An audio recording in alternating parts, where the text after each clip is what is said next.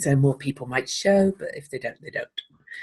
Okay, so how are you?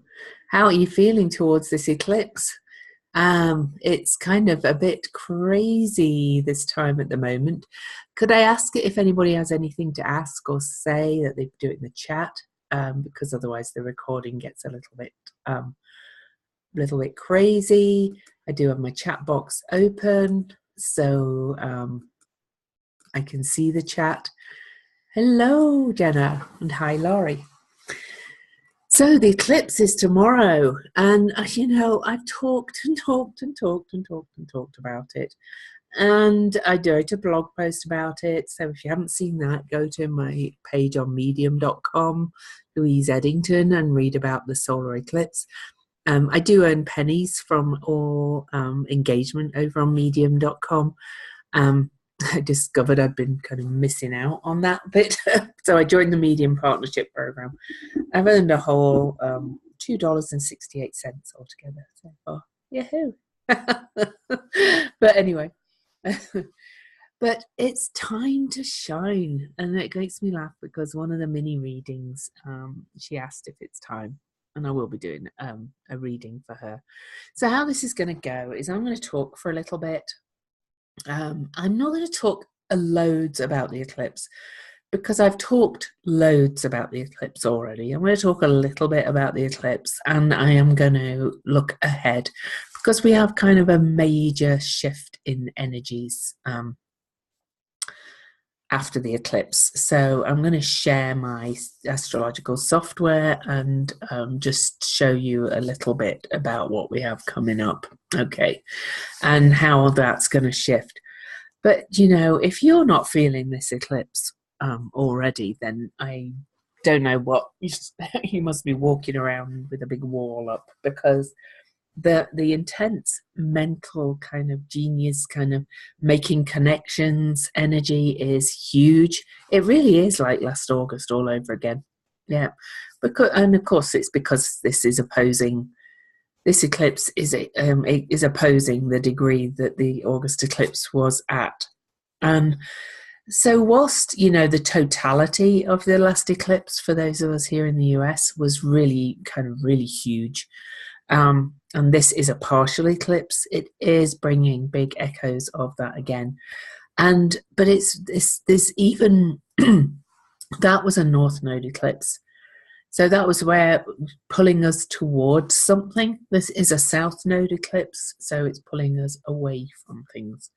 It's asking us to release.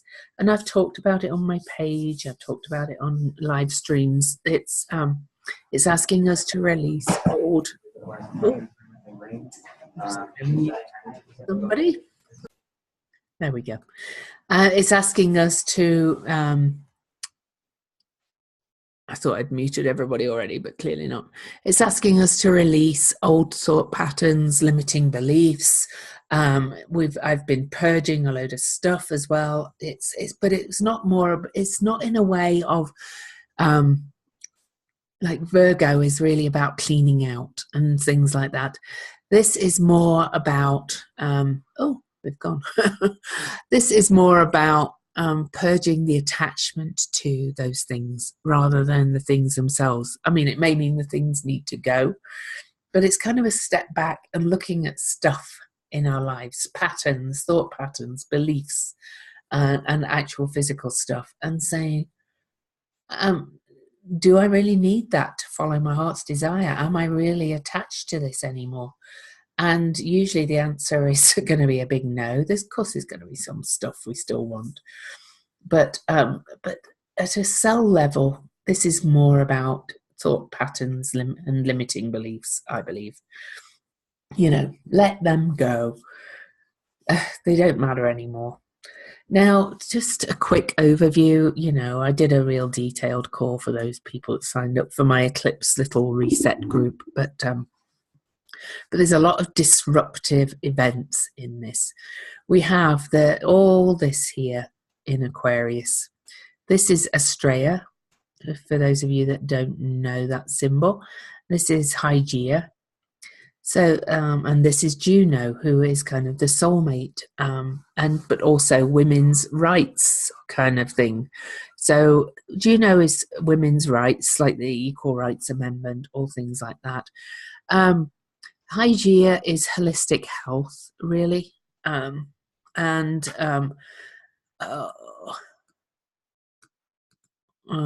of gone and lost a little bit.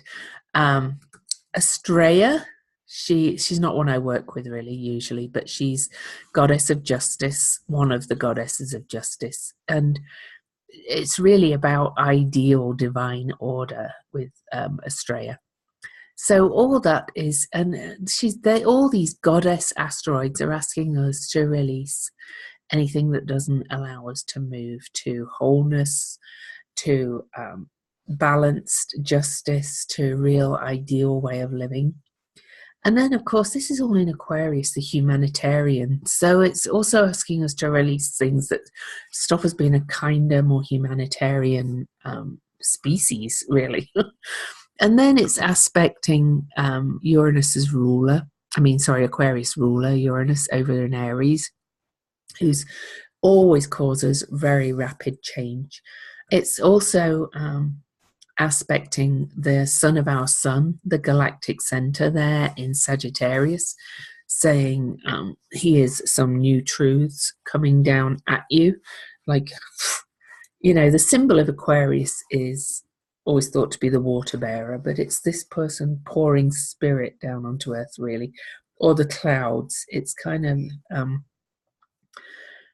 it's more nebulous, and it's something that's coming from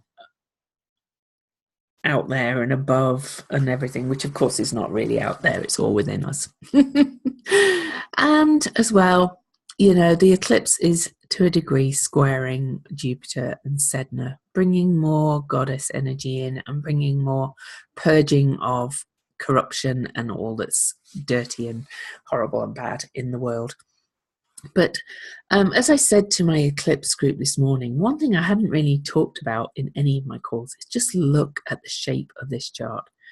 All this stuff over here, one side of the chart, all of it. And then here, next to the North Node, which is our future, our karmic potential, it's our Dharma, for those of you that understand karma and Dharma.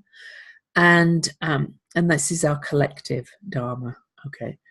And there's Ceres, the great mother. So she is hugely, hugely important in this eclipse because she's the handle of the bucket and she is where we are going. So I'm not going to read you the whole story of Ceres because I've done that before, and you can also go and look for it yourself. But I just want to talk to you a little bit about what Ceres rules astrologically, so you can see where we're going. Okay, so she rules pregnancy, birth, miscarriage, abortion, nursing, all things mother, and timer of all phases of procreative sexuality. So she also rules menopause and postmenopause. Basically, the cycles of the 4 phases of woman, which follow with the moon. If you think about it, there's the first quarter. First quarter is the young maiden. Then the second quarter, going up to the full moon, is kind of the mother phase. But all these are a little bit loose because some people become a mother later. Then the third quarter is the waning quarter. And I read a really interesting or listened to a really interesting podcast yesterday talking about this. It was an interview with the author of a book called Queen of Yourself, or Queen of Myself, Queen of Yourself. And anyway, she talked about the time of the autumn being when things come into their true colour, when trees do, and when really it's time for us. So Ceres rules all that. And Ceres is a significator of parental relationships too. She's concerned with childcare and children's education. She values family, vocations around nurturing and helping professions, As goddess of the grain, she is connected also with agriculture and growing cycles.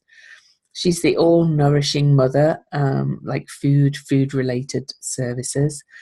Nurturing concern and sensitivity for animals is also Ceres' domain. She's also involved in labour and productivity, so kind of unions, labour unions, unemployment, disability, workers' comp, or workers' rights, if you like. And she's also a lot about forgiveness. That's another area of Ceres. She's about loss and love and acceptance. So she is hugely important as our great mother. Really, she could be seen as the great mother goddess, and that we are moving into this time of more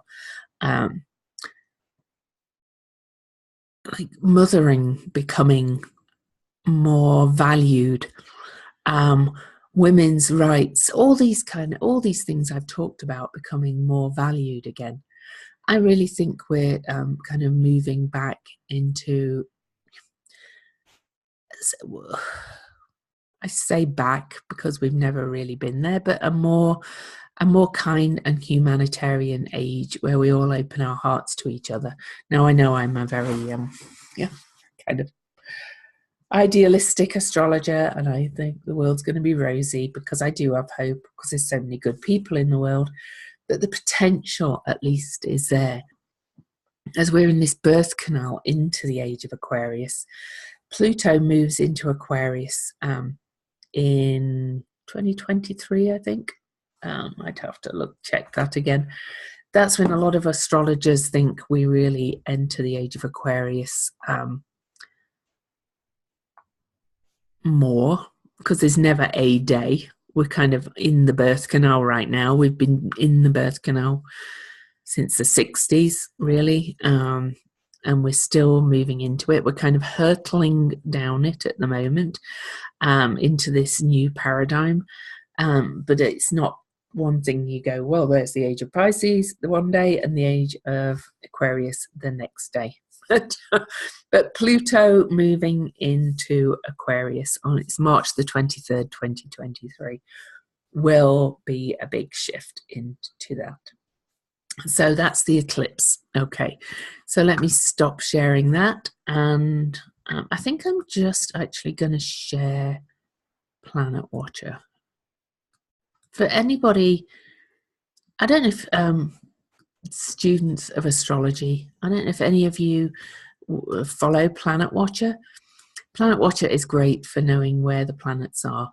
It's lacking some of the asteroids and things, so I might switch back to my Astro Gold, because it's just got the basics, but it gives the basics. It also tells you what aspects are coming up, and they're the ones that sell the fabulous calendars and wall calendars and posters that I have up on my wall behind me.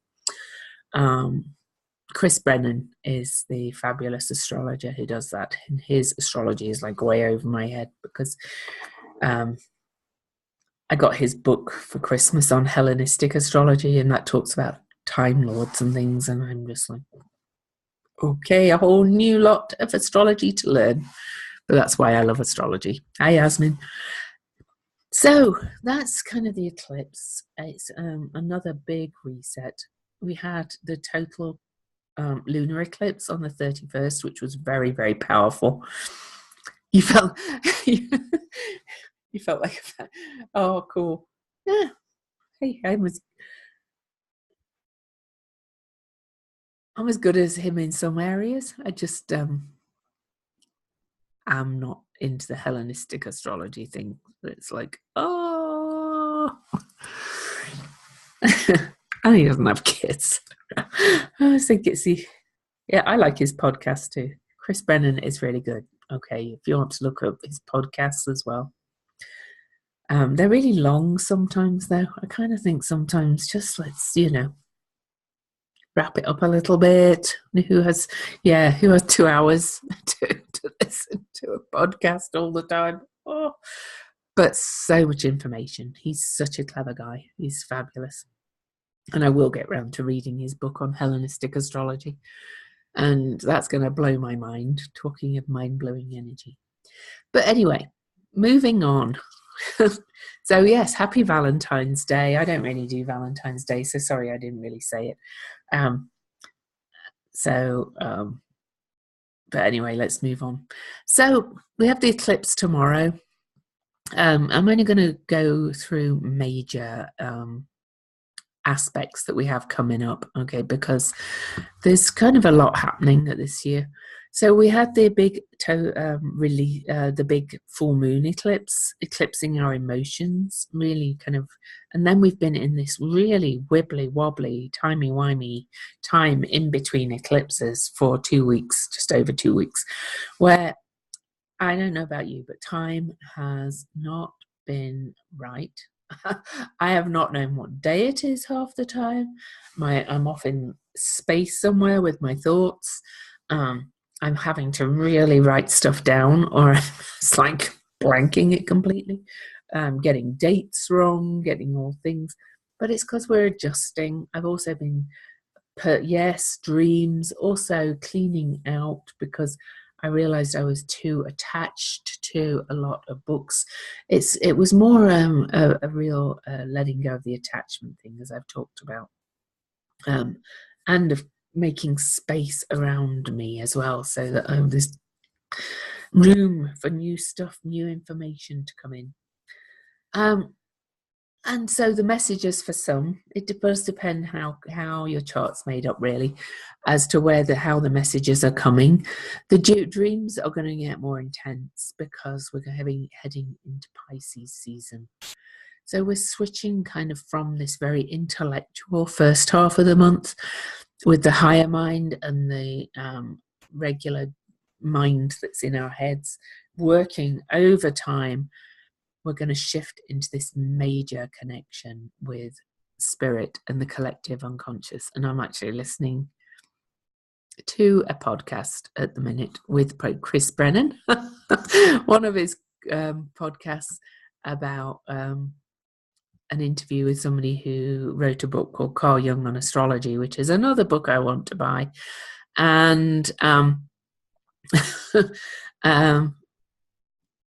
talking about the archetypes, because of course my astrology is based a lot on the work of Carl Jung, okay, and his archetypes and his esoteric ideas and things.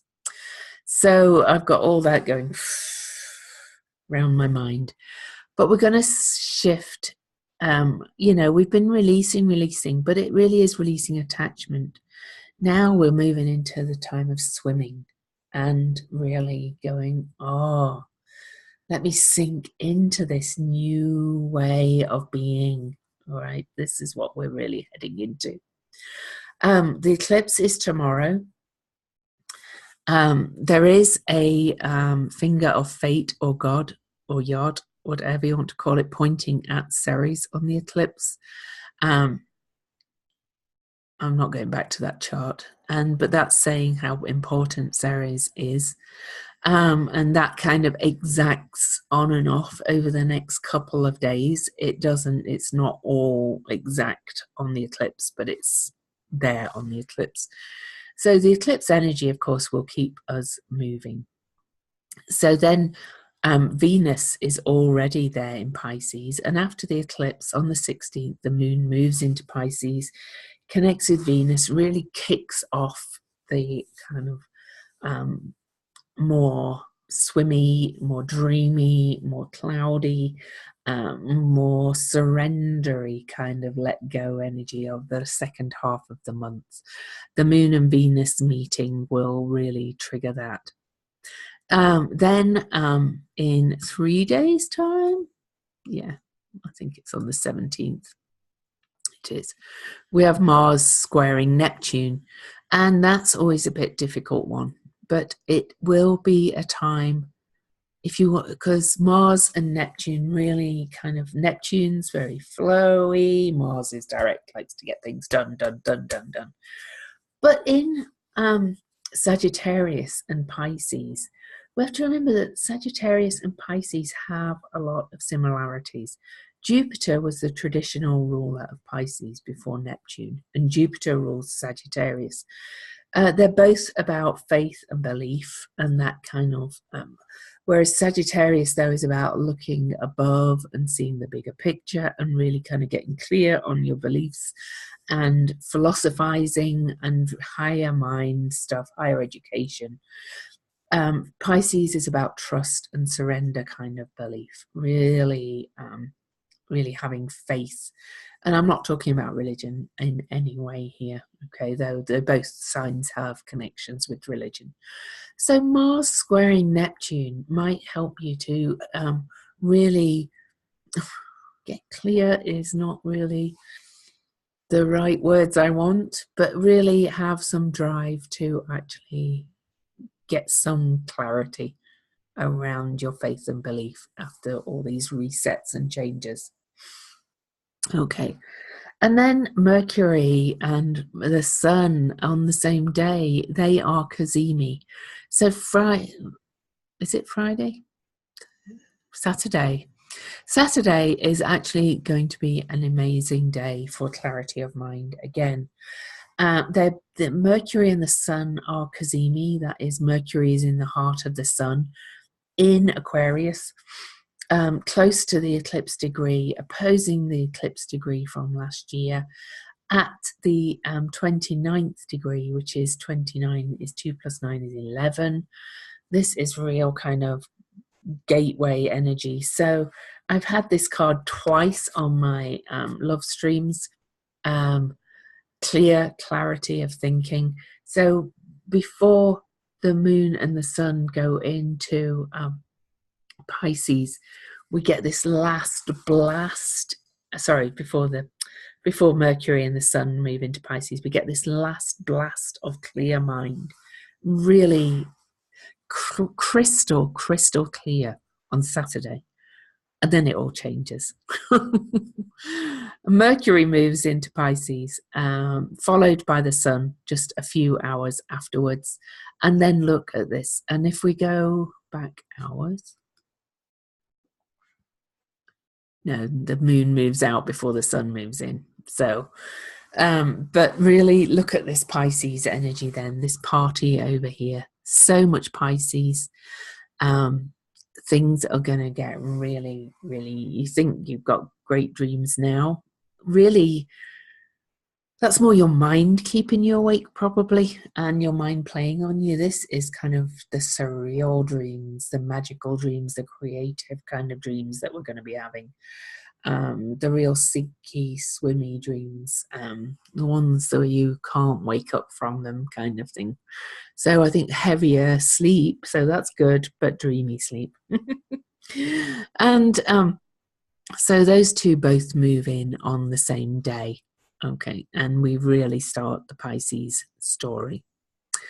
In 5 days' time, so on the 20th, Mars over here, it's earlier in the day, so I'm not going to get the exact, but late on the 19th, early on the 20th, Mercury and Mars, Mars trines the north node, sextiles that south node. That was, he's over here in Aquarius. This planet watcher doesn't show him, but pushing again, saying a reminder. So you're going to keep getting these reminders saying, follow your heart, let go of attachments. Follow your heart, let go of attachments. It's just going to keep building. Then in a week's time, so on February the 21st, really, February the 21st this year should have been Valentine's Day because we have Venus and Neptune conjunct at 13 degrees, which is a very magical number as well, of Pisces. And Venus Neptune is always magical. It's real rose-tinted glasses. It's real creative energy. It's not seeing very clearly kind of energy. It can be a bit hoodwinked and gullible kind of thing. But a week today, you're going to be cool, nice. But the week today is going to be really kind of a nice, dreamy, creative day. So if you've got any creative projects you want coming up, kind of now is the time to kind of plan them out and, you know, create some future plans, maybe do some mind mapping, because it feels much better than planning for this energy. If anybody hasn't mind mapped, just Google mind mapping. It's a really fabulous technique for kind of planning ahead and making the mind think of new ideas. You know, we did some mind mapping at my mastermind, and one of the questions one of our members had was, how can I find more public speaking engagements? Well, after mind mapping, it became clear that she was to create her own public speaking engagements. It just kind of developed. Okay. So we have a couple of other minor aspects for a few days, but then we have, I mean, I'm not even going to mention them, just follow my daily updates for things like that. Then we have Venus over there still in Pisces, squaring Mars. Okay. And Venus, woman, female, feminine archetype within us. Mars is the male archetype within us. We all have, so this is not necessarily men and women. And so this square, though, between Venus and Mars is really, and in Pisces and Jupiter, is really probably about kind of a bit of a tug of war, a bit of a battle between the anima and the animus within each of us, between the yin and the yang within each of us, about which do we have most trust and faith in, which do we believe in the most? Is it our feminine side? Is it our male side? Because, you know, some of us women have more male energy. It doesn't mean we're men, some, and vice versa. And I'm not getting into any argument about you know, about transgender and things, because that's their own personal journey. But with, you know, they have the male and female within them. I have the male and female within me. You do. We all do. And this will be a bit of a battle. Okay. And it's also a battle between wanting to get things done and to just floating. So it'll be gas, brake energy, gas brake, gas brake, gas brake. But it's also right brain, left brain. It's all that kind of energy. There'd be a bit of a, on the 24th, be a bit of a to and froing about that one. Okay. And then so we had Mercury, Cazimi the sun. And then so the next day, in fact, pretty much the same day. I was going to go for you forward a few hours. It depends where you are. No, February the 25th, it will be really. It'll start late on February the 24th here. We have Mercury exactly conjunct Neptune. So that day, your dreams will be off the charts, especially because the moon is also in a water sign at that time. Hugely creative, huge messages coming from spirit on the 25th. And then we have Mercury square Mars. Let me see. That might be out of the month. Oh, no, just in, I think. Just to finish the end of the month off, we have Mercury in Neptune squaring Mars. So that will be your brain, your mind will want to kind of dream and fantasize and create. Your communication might not be very clear. And then Mars will be getting impatient, saying, just spit it out. Just be clear. Just like kind of get on with it kind of energy. So that's kind of the energy of the month ahead. I am now going to get you all to do a shamanic journey. And I'm going to get you to do the same journey that No, I'm not. I'm going to do a different one. I'm going to get you to do a journey to the planet Uranus that rules this eclipse. Okay. Now, if you haven't done shamanic journeys before, I think you all have. Yes, you all have. And if you haven't done one, if you're listening to the recording, know that you just trust where it takes you. This is an upper world journey, so you're going to go up somehow. Most people always have a way of going up, and you're going to have guides with you as well. A guide. Trust what you get. I want you to go up however you go. I fly on the back of an eagle. Some go up a beanstalk with a ladder, or some just fly up on their own like a rocket. Some go up in a rocket. Okay, so there's all that kind of energy. And go to the planet Uranus. He's the Lord of lightning bolts. He causes revolution and revelation and change. So I would like you to go and ask him what you need to know on this eclipse and for the rest of the month. Okay. So I'm going to get a track up for you to journey to. And afterwards, after the journey, when I come back, I'm going to do the mini readings. I was going to do them before. Oh, goodness. Bear with me a second. I was going to do them before, but we have a mini reading for somebody in Australia, and she's still in bed. She'll actually be getting up out of bed in about 30 minutes. So I'm going to do 15-minute shamanic journey.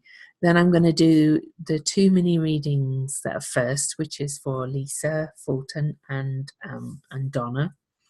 And then I'm lastly going to do Wendy's one so that she has chance to wake up and get online to hear her mini reading. It will go ahead anyway, if either way, because you know, I know her question, and people don't have to be present to have these mini readings.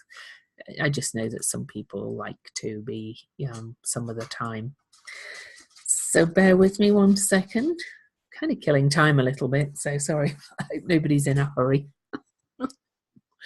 Okay, so I'm actually going to do a double drumming track that I love, that I've used many times. I love this double drumming track.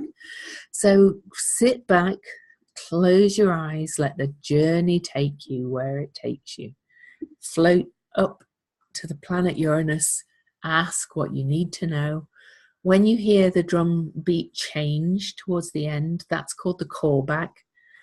That's when you kind of thank the planet, any beings that you meet up there. You thank them and you make your way back to your starting point. Okay, so here we go.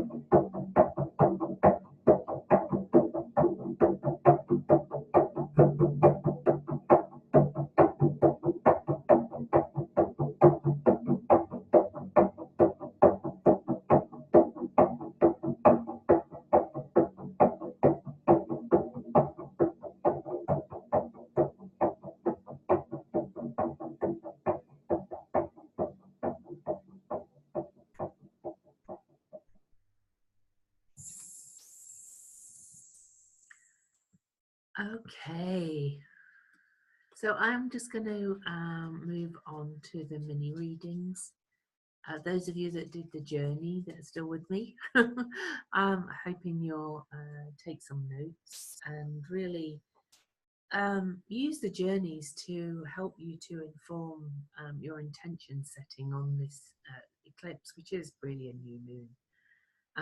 For those of you not live and for those of you here, I will say that you can write things that you could Google new moon ceremonies.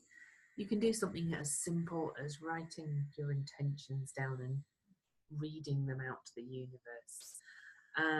There's also a site called newmooncheck.com. Cool. Awesome. Yeah, you know, and the readings are not for you, so that's fine. But newmooncheck.com is a great site, spelt the American way, CHECK. You can actually print off new moon checks, and this intuitive gives you a whole kind of thing to do for writing new moon checks.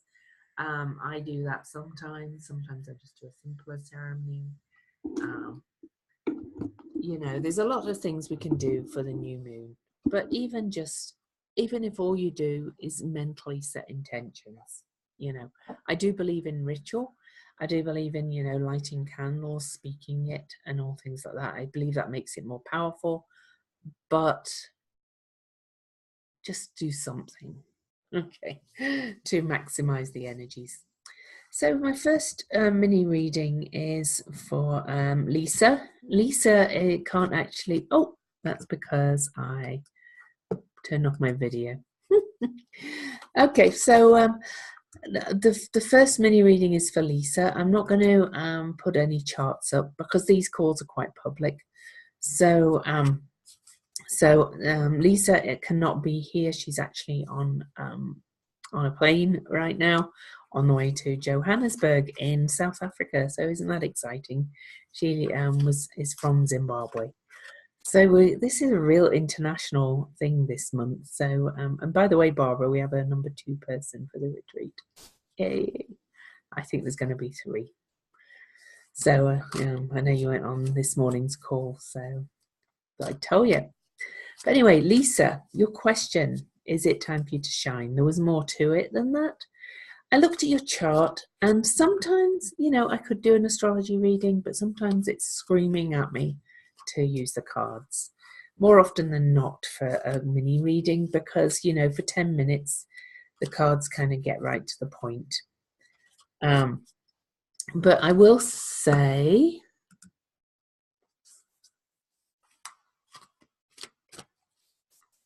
that it, you know, regarding the earning the money and things. Oh, okay. Oh no. Oh, sorry. Oh, you'll get the recording. It's uploading, so watch it in your own time. I will say that the eclipse is right on the cusp of your 2nd house, Lisa, which is the house of self-esteem, self-worth, and how you earn your money. So I still would say my phrase for the year, if it is to be, it's up to me. You still have to work to let go of your limiting beliefs, but the opportunity is there big time. But let's pull a couple of cards too. So I would say yes.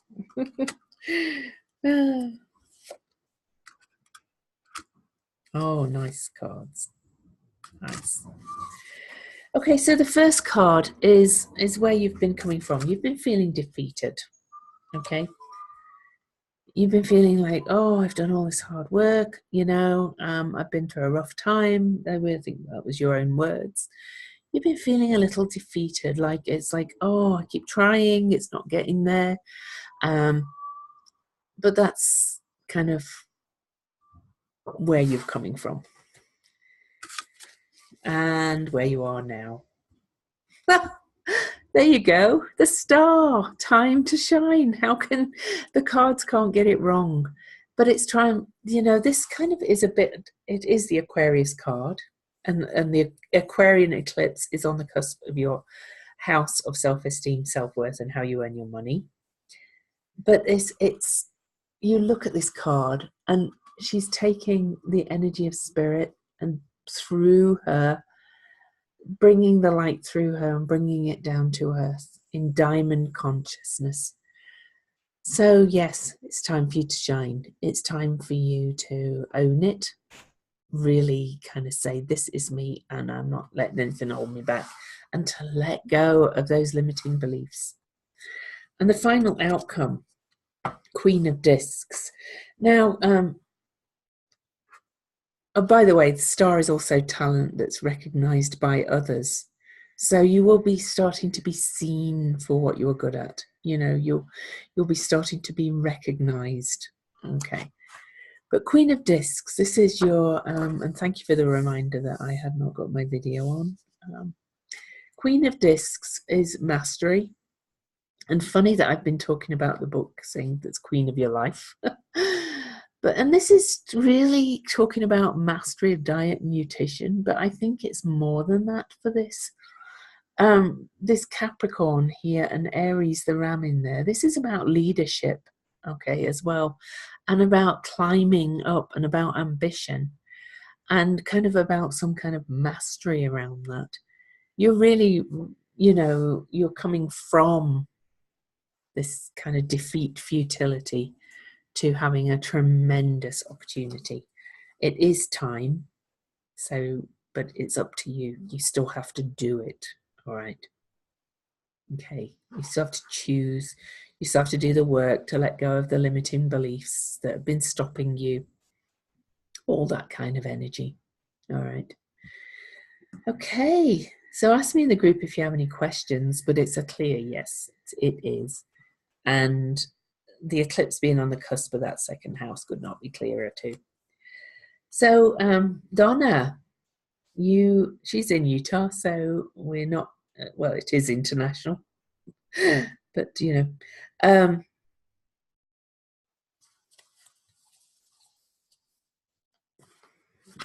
Donna's thinking of possibly changing jobs, but she really wants to build her own spirit-based business.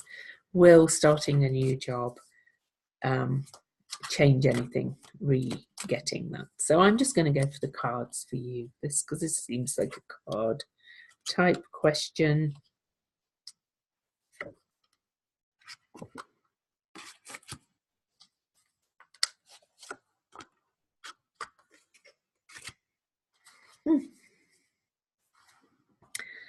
Okay, so we've got the Devil card, the first one. This is kind of where you're coming from about the situation. This is usually saying have fun with something, have fun at what bedevils you and things, and have a bit of fun with it. I think something might be having a bit of fun with you. Something's kind of testing you a little bit, playing with you, because the next card that we get is the Sun in Virgo, and is the Prudence card, which is the 8 of Discs. And so I'm getting that there's something you're tempted to just jump into, and I would be very prudent about that. Do lists of pros and cons. It's not just as simple as a yes or no question for this. There's prudence, that there might be things. When the Prudence card comes up, I always think there's something you may not be seeing, okay, that, you know, is not completely clear. So I don't know whether you've seen the job already that you want to go to, that you're thinking of, okay.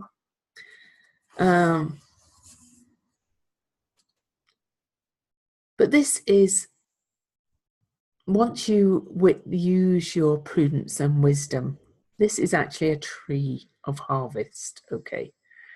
So it's not a no either. It's saying you need more. I think this is saying you need more information. You need to do your pros and cons list.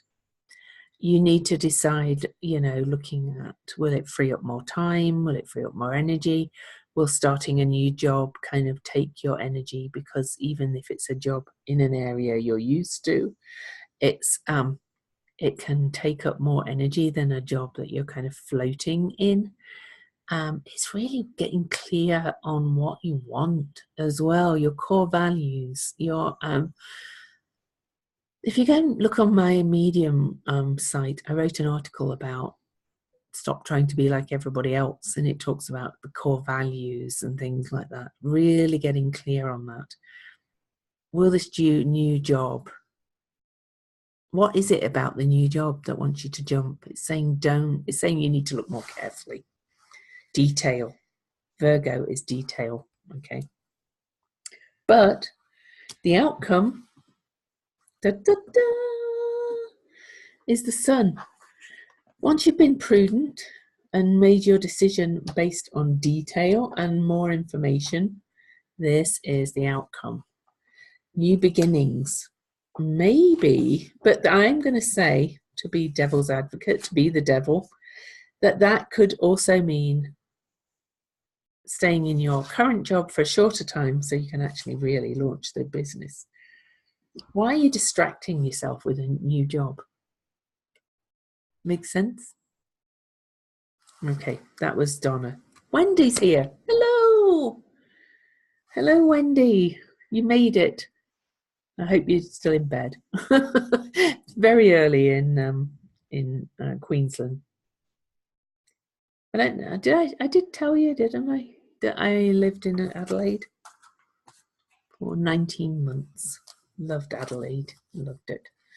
So Wendy's question, okay, is about a move. Okay. Now, I'm not sharing charts on these because these calls are quite public. I didn't see anything major in your chart. That's not necessarily that bad, Wendy, because I know in our initial conversation, when you first messaged me way back when, you said your mum was a little bit iffy about the time, a bit woolly. Wasn't that correct? Oh yeah, I did tell you. I told you I lived in Bridgewater. You can hear me. You can type in the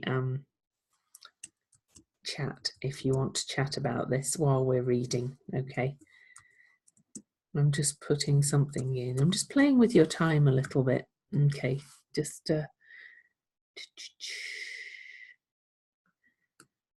but I'm sure you originally told me in a message that your mum was a bit woolly about the time. It's okay, Wendy. Okay. Yes, I was. Yes, you can hear everything now. Okay, so I said I had an initial look at your chart, but your mum was a bit woolly about the time. So that would kind of, no, I'm doing it now. Oh, Barbara, did you book a mini reading? I didn't see your pay. You got a reading on the other call today, Barbara, that was at 2 hours ago, the one for the eclipses. Hang on, Wendy, let me just sort this out. No, I know, but you said she had always been a bit woolly about your time, so you weren't sure if your time was right.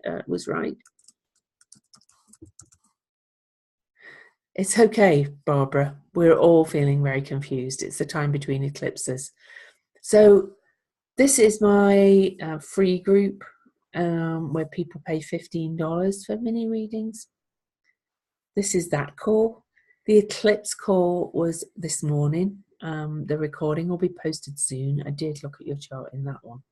So does that answer your question?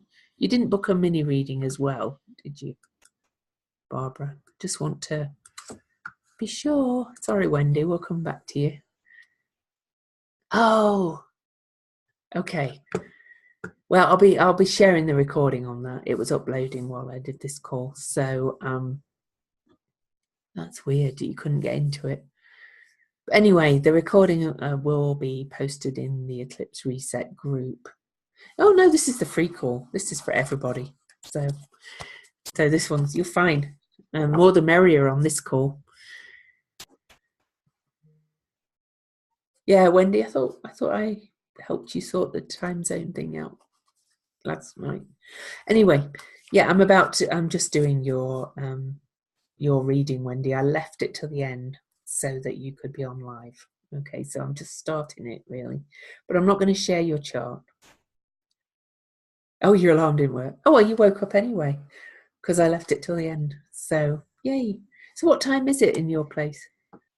Just to see if timeanddate.com worked. Is it 6 a.m. there? Yeah. Yeah, I did get it right. Yay. Okay, so let's go back to Wendy's reading. So, well, Jupiter has gone into your fourth house, if your time's correct. That can mean a big move. That can mean travel. So that could indicate a move to Melbourne. So, but I'm going to look at the cards too. Jupiter is travel, movement, everything like that. Jupiter going through the fourth house often means movement and a house move, but not just a house move, but kind of travel-y kind of house move. So if you want to move to Melbourne, the stars are aligning with you on that one because Jupiter's going in. But I'm still going to look at cards for you as well for this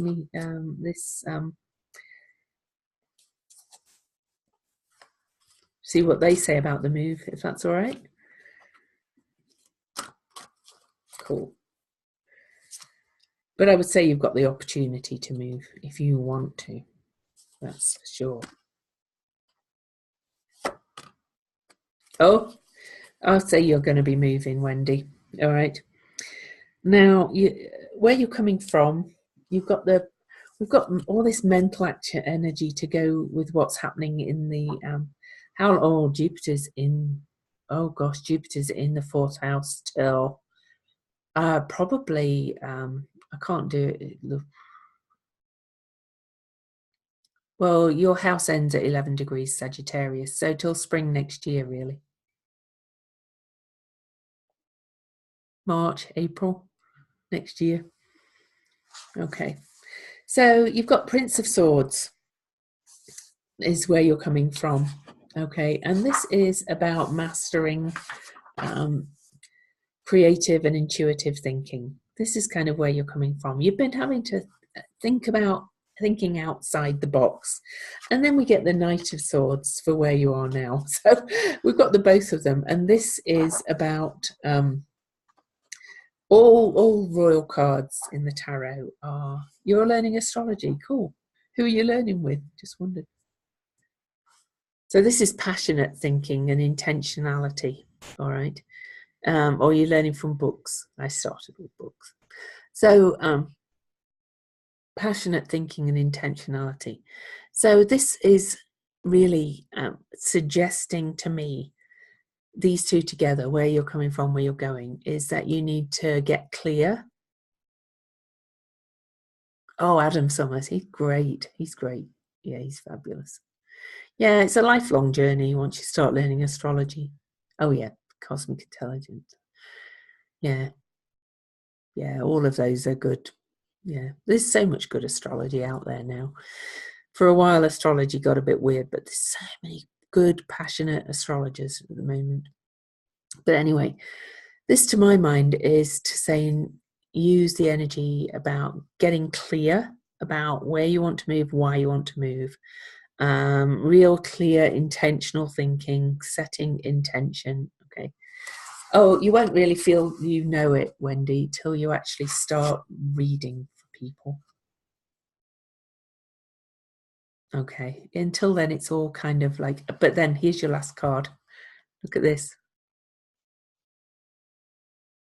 Change. You're going to be moving. Okay. Yeah, exactly. So with a combination of that, of the Jupiter moving into your fourth house, which is the house of the home, and this, I would say you're going to be moving. And I would suggest, let me actually get some dates, because when a planet moves into a house, I don't know if you've learned this yet, so little astrology lesson. When a planet moves into a house, it's at its strongest when it first moves into a house. Okay, so oh, you have a new grandson. Oh, Yeah. They'll have to come and visit you. Yeah, I get that. Well, you'll have to make sure you come visit them as well, you know. But I just want to look at, because Jupiter's going retrograde, all right, on March the 9th. So you've not been moving yet. So he's going to be a bit older when you move, but it is coming, I believe. So Jupiter goes retrograde on March the 9th. You do, yeah. And he's going retrograde right on that house cusp. And he goes all the way back to 13 degrees of Scorpio in July. Can't remember the exact date he turns direct, but that's all right. That doesn't matter. And then Jupiter goes forward again and moves back into your fourth house in October. If I was to guess at a date, or not guess really, look at the astrology around a date, I would say October, you know. And that would be a great time to move down south, because then you'll be moving for the Melbourne summer. Melbourne's lovely. Whereabouts would you move in Melbourne? You were thinking October. Oh, there you go. You'll find when you start doing readings for people, Wendy, that you're usually validating what people know. No, I've never been to Perth. Oh, Yarra Valley, very nice. I live at Perth. Perth's so remote. My husband went to Perth for work. Yarra Valley is very beautiful. But everything else is on the east side, really, of Australia. Perth's out there on the west. Yeah, I've got every place in the world on my bucket list, I think. Oh, volunteer at a women's refuge. How wonderful. That sounds like fabulous work. And a bit of Australia. Oh, I think that'd be amazing, Wendy. And then you could do a bit of astrology on the side, and you could help those women with your astrology too. You could help them find some direction in life. How wonderful would that be? Anyway, if you don't have, do you have any questions about the reading, Wendy? Has it kind of validated? Oh, yeah, that is a bit of a health challenge. Yeah.